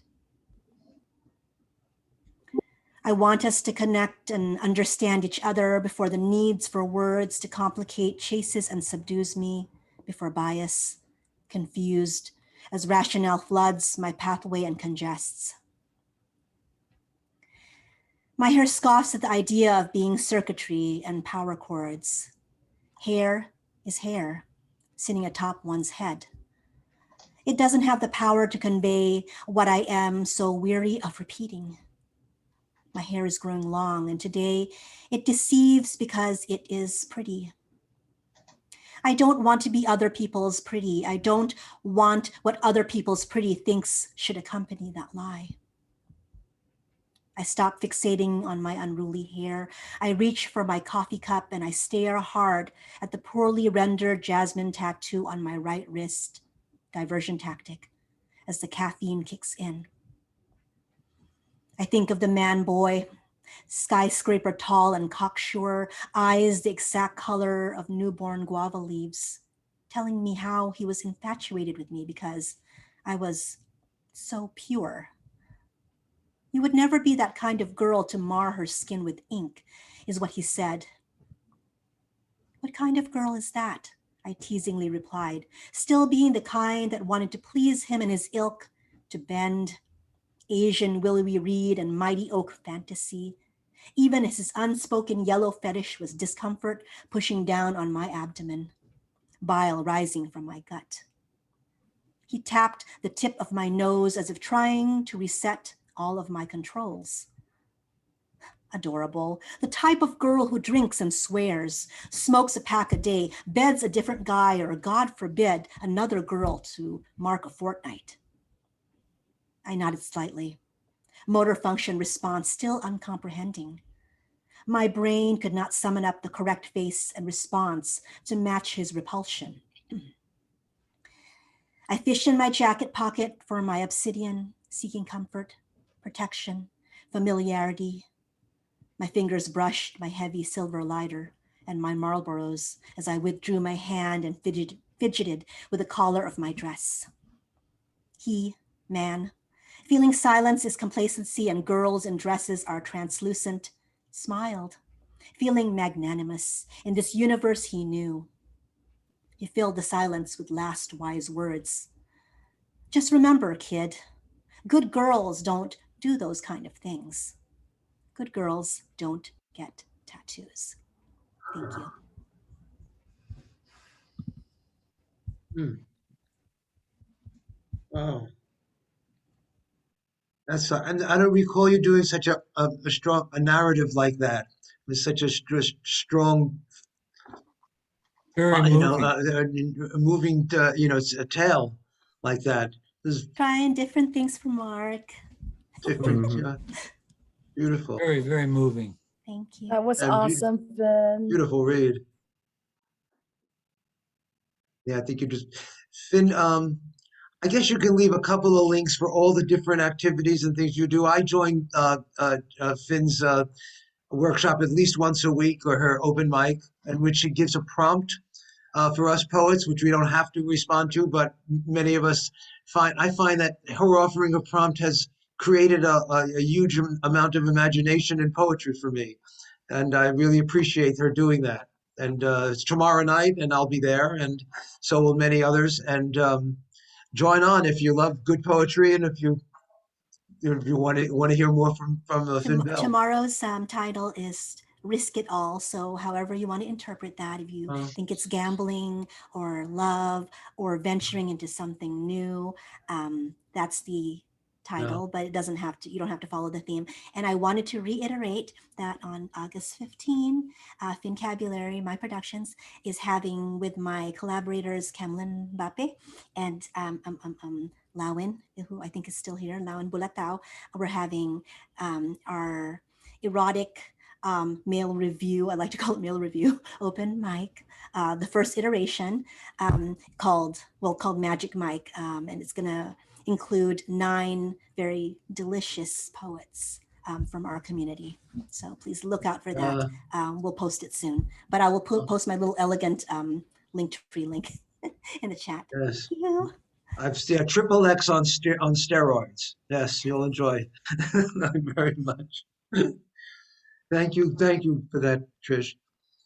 Elizabeth Black, our next poet, is part of a group that part of the DC Poet Workshop that I host for some time, and just a marvelous nature and artist also, though we don't see any of your artwork behind you. Elizabeth has been a participant in our haiku workshop also, which is a haiku master. She's a fine artist. She was awarded a Fulbright with paintings sold all over the world. And she was a nurse in Mexico and Virginia and all over the place. Her poetry is rich with meaning and sound. Welcome, Elizabeth. Thank you for waiting. Just make sure your sound is on, Elizabeth. I think you're still on mute. You just want to hit that mute button. There you go. Am I okay? You got it now. Okay. Thank you. All right. So the first poem is a poem I wrote this past week and shared with our poetry group, and it's called Davanti Tour de France. They raced angled toward the last stretch, industrial bodies bent and broken, cycling in overlapping planes, blurred prisms of turquoise and slate, citrine and coral, youth and machine, sounding a molto allegro, a cappella, tires and gears, fast and quick and bright, the tempo hastening in syncopated vivace, man in industry, pressing toward prestissimo at the score, as the score crescendos, rounding to the finish, not looking back.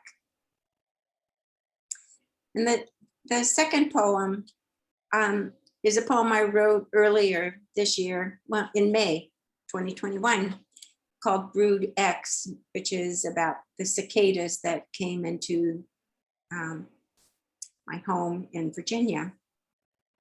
Brood X invaded last week, escaped the world under my feet, surged through tunneled holes, rising one by one in thousands and millions to climb trees and fences, shrubs and house siding, pinning and shedding crisp husks of exoskeletons. 17 years nymphs waited, burrowed with roots of azalea and peony, poplar and oak, living on darkness and xylem. How did cicadas know their time to ascend was now? Who set their alarm clock to surface to a life in light? The males sing from the trees and jackhammer decibels, seeking mates, securing the next generation. It's always about sex. For weeks, cicadas will inhabit our world, fill the cornucopia for its predators' bellies. Bird, raccoon, and my dog grow fat. I tasted cicada too, fried and tucked in a taco. It was nothing to write poems about. I wake mornings to the waving whine of the men's a cappella, brush cicada carcasses from trees and shrubs, sweep their ecology into piles, scoop their sociology in my dustpan, and toss history away. Then, as Mark knows, I've been in the process of moving the past several months, and we had 2 homes, and we were homeless, owning 2 homes, homeless. This was the loss of moving, also written this past week. I pack my history in cardboard boxes, label them for the good will of someone I'll never know. I feel light, like death is close, as though I could float past clouds, like a kite tethered to a frayed string, ready to snap free, lifting to the ever after. I'm on the edge, sitting on an open box of books. I could fall inside unnoticed, lost between yellowed syllables of Tolstoy and Dickens, or picture pages of Picasso and the Eden Kingdom, or the earmarked volumes of tree and bird identification. I must refine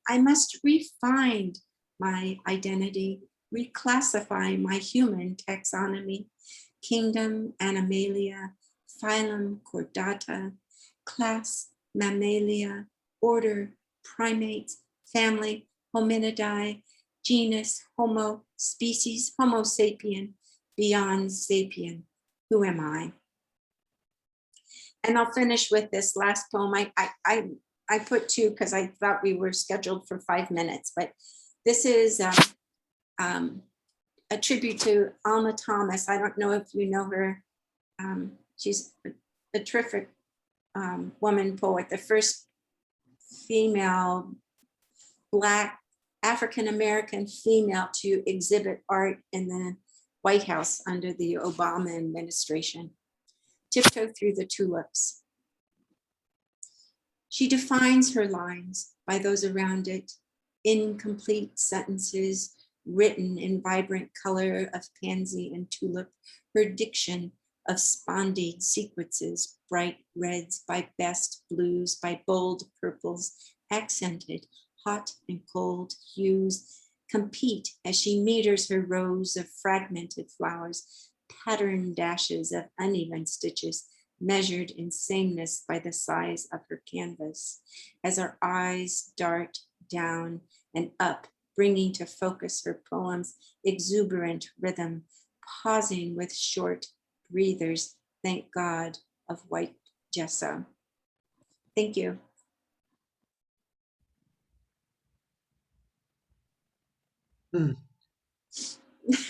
Well, I guess we could see you're a painter, Elizabeth. You paint with words. Okay, it's painting with words. That was very lovely. Really. Love the cicada. So you really tasted the cicadas? Indeed. Cicada in a taco. No poem for you then. No, not poem worthy. Thank you. Nice, beautiful read, Elizabeth. Thank you for that. So we have David and then Chris and then Dale, if you want to read a poem or 2 since you're here. No, you're okay. But thank you for the offer. Sure. I'll introduce David next. And David is living in Queens, where I was born and raised. And He's also un copain en français and parle français. Il fait des traduire. He does translations and all kinds of stuff. And and he also studied Francophile literature, focusing on poetry and theater. He's you can always find him on waxyandpoetic.com. He's a great writer of, and for me, it's somewhere in between written poetry and performance poetry, and I think he gets it right. David? Thanks. That's very kind, Mark. Thank you. Okay. Let me go ahead and share the screen here. And so 3 pieces, and hopefully the poems will just speak for themselves. This first one's called, Are We on Comms or on Mute? And the first time we spoke was on a crowded subway car, and it was no accident that I managed to untwist my tongue long enough for an awkward hello to rise from the timid lockbox that keeps me separate from normal human interactions, where I am out of sync. On most occasions where the MO is to sink into myself, better hanging on to straps of crowded thoughts, I instead jostle human to unseparate my voice from your ears, your song from mine. No accident, then, that in a few moments of foolish bravery or brave foolery, I rise to move from here to you, green light to expressive tongue. And tied it is, this cottoned, hesitant tongue, where a life vest is not enough to stop me sinking into my sea of doubt, bay of disbelief. And still I rise from this too tight seat on an underground train, crowded with commuters and dancers and panhandlers. I have accidentally convinced myself that words will not keep us separate. And this end of the car, the score of bodies separating us and our initial contact, our first words embrace, kiss, lips and tongue dancing as if colliding in some mass transit accident, and I wade through the swamp of passengers. My heart sinks as at first I struggle to make it through the crowd of headphoned, book-nosed, ear-budded, phone-focused mass. Hope rises. And as I clamber through a bipedal jungle, as eyes rise from my solitude to your, well, come over here glance, I begin to separate this lumpy, undesirable frame from the train crowd. Thought bubbles morph into speech bubbles as hello moves from brain to tongue, and my only thought is how to sink into the seat beside you, willing a welcome, happy accident or derailment, resetting my course to you through accident or crash, through crowd and car too. Rise, bold and brave in your vision, how I want to sink into you, merge, mingle, marry, so as not to be separate, whether connected by hand or heart, tongue finding each other on a local rush hour train, delayed and crowded. It is no accident that this crowded commute, as my tongue rises, clicks to roof of closed mouth, and I sink into my seat, insists on keeping us separate. This next one is called Dare Mighty Things, about the Mars rover landing on Mars last year, or early this year. Dare mighty things, like, say, sending a probe some 139 million miles away and add some coded message to the parachute of that probe, decipherable as it billows and spreads in the foreign winds of the war god's world. Chase with perseverance the triumphs of a vaccine and arm, a first and second dose that keeps you out of hospital beds, or the victories of putting away folded laundry, of filing the papers piled under the desk, of hanging the final framed photo in a house now made plainly a home. Fear not the failures of losing at checkers or losing car keys and good pens, of losing the plot in a story written as you glide along, of losing a big business deal or losing a big sports competition or some other such inflated task. Poor spirits may soothe the suffering segues that stretch between twilight and dawn. Flasks of rich whiskies may commemorate the joys in finishing a drafted novel or a degree from the universe's hard knocks. Dare mighty things, crack the code, kiss him, call her, help them, defund the police, prosecute the offenders, hurry up, seek justice, people over profits, change over comfort, slow down, stop, just stop. The glory and the joy are scattered along the surface, the dust and rocks and craters of always to be remembered victories and defeats. The world may never see them, but the world never need know. And this one is from Mark. I did a code switching poem last time, so I'll do another code switching. It's called code switching number 7. The French say billet doux, a gentle pairing of noun and adjective to mean love letter. And though billet can mean letter, doux is not love. Doux is sweet, honey dripping down thighs, honeyed words dripping down pens. Doux is soft, cottoned paper perfumed, perfectly textured to pinch between index and thumb, words not whispered but written, ink long dried and without echo.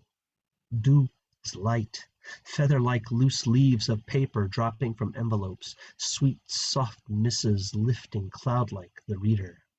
So the soft, sweet, light letter, the billet doux. And billet looks exactly like billet, and once upon a time, archaic time, according to certain established arbiters of connotation and denotation, billet too meant a short letter or note. But we here, not too fond of love or correspondence, prefer our billets to be military, boarding rowdy roughnecks in roomy residences, expressly forbidden in less than archaic founding documents. So the billet, then, is not a billet, but a billet is also a ticket, as in billet d'avion, fly me first class to France, billet de train, Eurostar to Brussels, or Channel to King's Cross, billet de cinéma, rom-com showing at the Gaumont Champs-Élysées. And this reminds me of the expression avoir un ticket avec quelqu'un, as in you have a ticket with me. Such a beautiful metaphor, not out of place in an 80s pop song or a 90s R&B rap collaboration or a black and white new wave film, probably Truffaut. So the French, tu as un ticket avec moi, you have the ticket, the control. You have, with a simple sheet of paper, a blank check, a ticket to fly or ride, a billet doux, a soft, sweet, light letter commanding your lodging, my longing, somewhere in here. Thank you.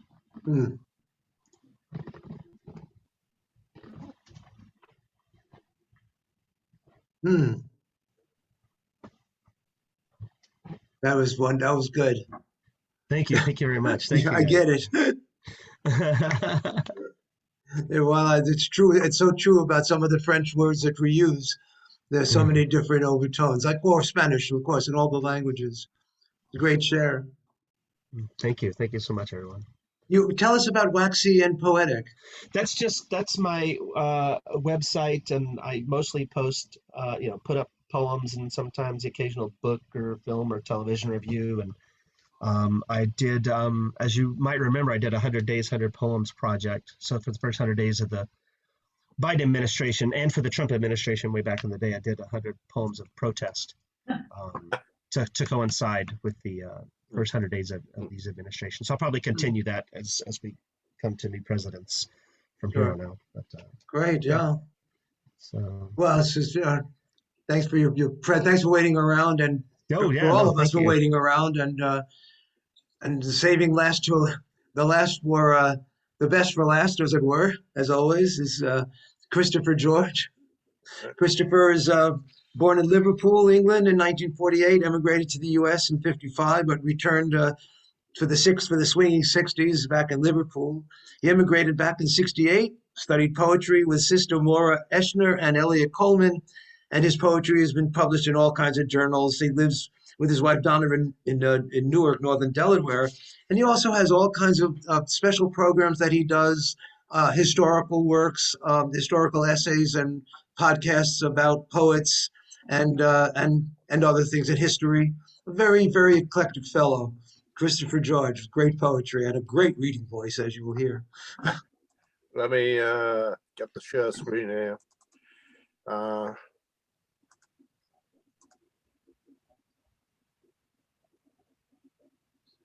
Okay, can you see that?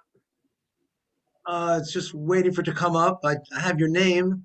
I'm just waiting for the share to pop. All right. Those that you started sharing, I don't have it. There it is. Okay, came up. Okay.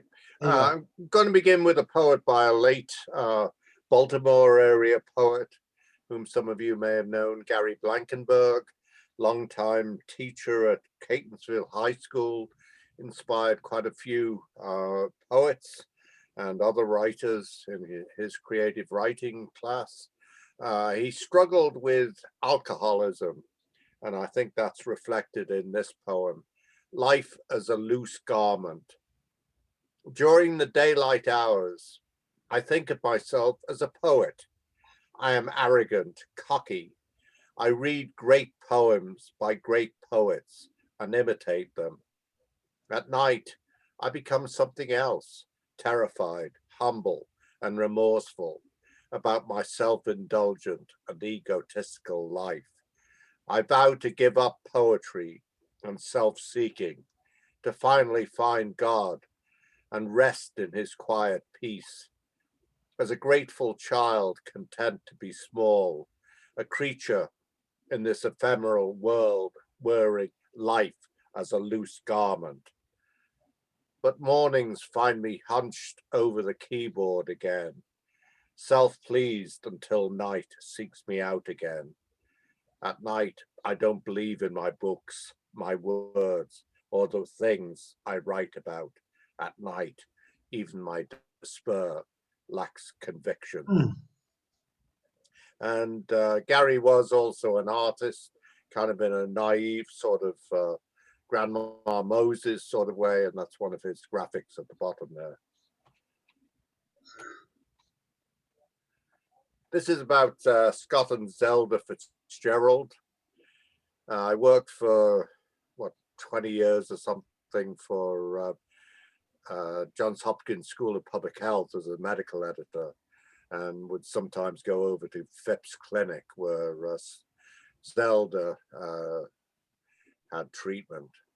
Goldfish at Phipps Clinic.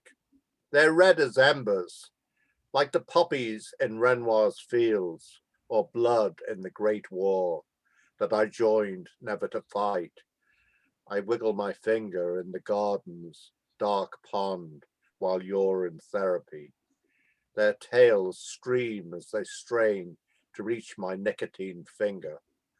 Nudge red past the yellow water lilies, your menstrual blood and slashed wrists. So many Chesterfields, the channels of your mind, the Mont Blanc tunnel. This morning, Doc looked up from his pad, asked which of them is crazier. The nurse replied, I think all three of you are crazy. The fish nibble at my finger. And the modern poem, and well, the photograph too, concern a restaurant that I went to with my mother. She passed away August 24th, 2010, just shy of her 90th birthday. Christmas Carnation. This Christmas will be spent without you in an empty restaurant with fairy lights and a single pink carnation. And abstract thoughts on a Sunday. When the mind needs to focus, when I call and you don't answer, I hang on the line, waiting for your word, a confused conversation, mistaken identity, names that are so much alike, but are not the same. No connection made, no connection possible, waiting for you to call, to answer my question, to move ahead to where we're going or not. And I'll finish with this one, Purple Space. When the pain gets worse, a place I can retreat to, a place where all might be understood, neither all good nor all bad, a space to journey to, a space where I might find you if I'm in luck. Thank you, everyone.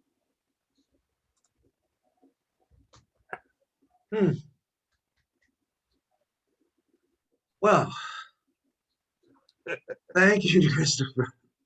As always, your very wonderful, eclectic offerings are always well received. Thank you again. And thank all of you for sticking around for all this time. And I really get a lot out of this, and I think we all do. The next one I'm going to do is on a Saturday, August 28th. It's actually Labor Day weekend. And I was planning to do it 9:30 in the morning to help the people in Europe and some of my friends in India and Asia. it's not going to be the best time for us, but it is Labor Day weekend for us in the local part of this country. So I think maybe it'd be better if you wanted to come, then you have the rest of the day free and the rest of the weekend. So I hope it's not an impossible hour for us in the East Coast. Sounds And good. and I already have I'll definitely do it only on Eventbrite, only on Zoom. I'll forget about Eventbrite. It seems to be giving people difficulty. It's just a pain in the, I'm very disappointed in that. There might have been some people that have wanted to come in and couldn't contact me and get in. So I feel badly about that. But such as Zoom and such as the world of our technology. And I am recording this, so I'll put it on in a day or so. Zoom, YouTube looks at it to make sure there's no, bad stuff on it or anything like that. So it takes about 24 to 48 hours. And I find going over them and seeing some of these great poems and presentations that we had very fulfilling. I really do. I really get some of you poets who I only hear and never see. I just think it's amazing to see it. It keeps me in the game a little bit more for sure. And I appreciate you all coming and for sharing with me this project. And we're just going to keep going with it. And you're all on the email list and keep in touch. And thank you all. For a great evening and day. Thank you, Mark. Great event. And see you all. Bye-bye. Thank you, Mark. Some of you, I'll see you tomorrow. Great to see you. Yes. Bye-bye. Good night. Good night, all. Thank you.